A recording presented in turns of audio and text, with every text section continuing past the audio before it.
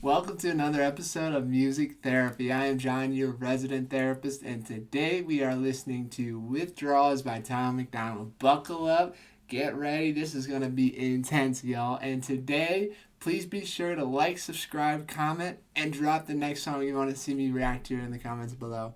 The doctor said to talk to him if I wanted to get off my meds, but I never called his office and poured the bottle in the garbage can. Dangerous. You can die from doing this. Cold turkey medication, especially benzos or alcohol, really scary.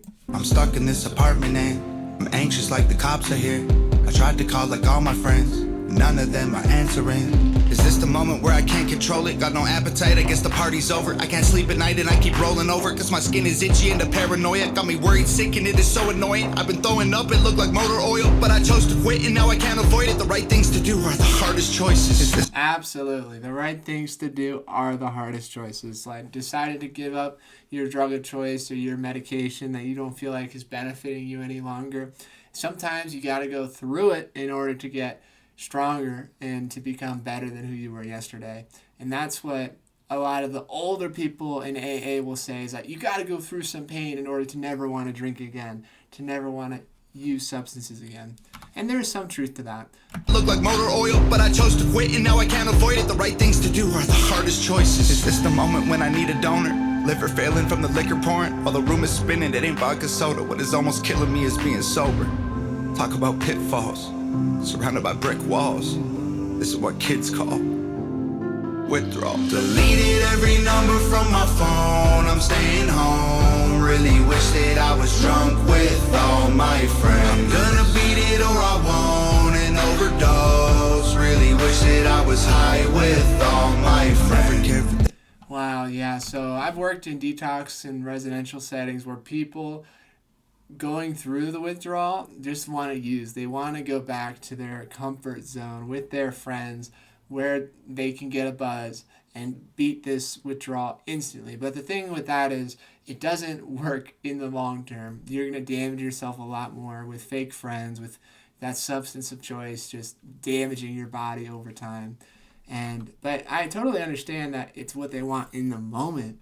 Was drunk with all my friends. I'm gonna beat it or I won't and overdose. Really wish that I was high with all my friends. That's an interesting dichotomous black or white thinking. He says, I'm going to beat it or I won't and overdose. So he's thinking in extremes here. And this is known as like a black or white, all or nothing thinking here, because when, there's likely truth in the middle, not just at either end of the spectrum. But that's how people think when they're in withdrawal and when they're in mental health crises. It's either all or nothing, balls to the wall or not even trying. Care for therapists, my arrogance embarrassing. It isn't fair to tear with this. Addiction placed my parents in. I'm scared repair will never fix the voluntary negligence. Yeah, so having parents who love you, basically they worry so much about their kid in active addiction, probably more so than the kid in active addiction, because they have the full capacity to worry. Whereas in active addiction, the empathy circuits of the brain is stunted for yourself and for others. So it's almost kind of like you're blinded to the damage you're doing yourself in active addiction. And that's why parents and people who love you worry so much more than the person in active addiction. The wear and tear my errors did, they almost had to bury me. Is this the moment where I screw up and relapse? Waste all my money on rehab, can't take a pill from the doctor to relax. Lash out in anger whenever I react, feel like a weak man, I don't want to be that. Living every day to get a buzz on the weekend. I'm in the deep end, fighting with demons. Trying to stay clean, I just really need a reason. My bones are Wow, in the deep end, fighting with demons. Yeah, so when you get off your drug of choice, all those demons that you've been pushing away come to roost. And that's why therapy is so important for those initial detox steps, because they can help you learn relaxation skills, talk about it, reframe it, challenge those notions that are torturing you. the shaking in my hands and feet. I see my rib cage, but I can't eat. I still wake up panicking, so I can't sleep. I just sit in the bathtub and try to breathe. Talk about pitfalls. Yeah, so lack of appetite, insomnia, irritability, all are universal symptoms of withdrawal. Surrounded by brick walls. This is what kids call withdrawal. Ooh, his pain in his voice there. And addiction is kind of like a prison that you create for yourself, and you build it brick by brick, and then you don't have any way to get out because you trapped yourself in there, and you feel isolated and hopeless and ashamed, and then that contributes to that cycle of addiction. It's so hard to take down those bricks one by one because they've been protecting you, seemingly so, for a while. Needed every number from my phone, I'm staying home. Really wish that I was drunk with all my friends. I'm gonna beat it or I won't and overdose. Really wish that I was high with all my friends. I've never felt this bad before. I don't know if I'll make it. Don't have the strength to get off the floor right now, but I'm hoping and praying. My whole life I wanted more. This might be the end, but now I've had too much fun. It's over now. I loved what I hated. Deleted every number from my phone, I'm staying home. Really wish that I was drunk with all my friends. Wow, it is so hard. This is the hardest thing in the world, to get sober after using for a while.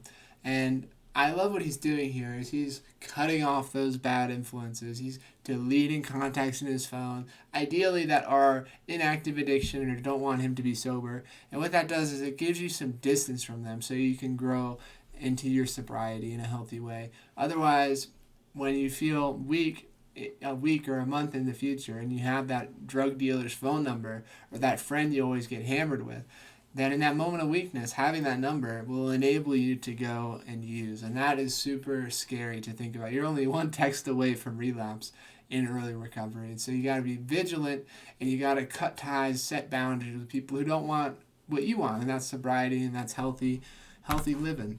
Home, really wish that I was drunk with all my friends. I'm gonna beat it or I won't and overdose. Really wish that I was high with all my friends. Deleted every number from my phone, I'm staying home. Really wish that I was drunk with all my friends. Well, it is better to be alone than with half-assed people. And if you are surrounded by people in active addiction, constantly crawling at you to relapse or use with them, then yep, it's a great time to set boundaries. You gotta get yourself away from those people to figure out who you really are, to see what you really want. Because if you have people-pleasing tendencies, if you value what other people think more than what you think, then odds are you're just gonna camouflage and flock to whatever they want you to do. And that is a shame because your true potential, your true colors will never be shown.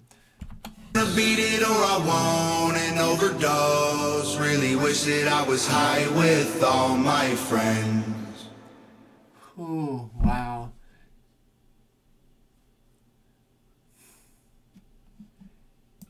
It is such a contradictory feeling because on one end, you know, in active addiction that you're ending your life slowly or quickly in some cases, and on the other end, you feel like it's saving you from your trauma, from your mental health struggles. And so it is totally normal to be conflicted when going into rehab, when seeking out treatment. And a job of therapist, a job of treatment center is to explore that uncertainty that you're feeling and to help you work through that in a healthy, productive way. Otherwise, you're going to really be stuck in whatever it is you've been doing.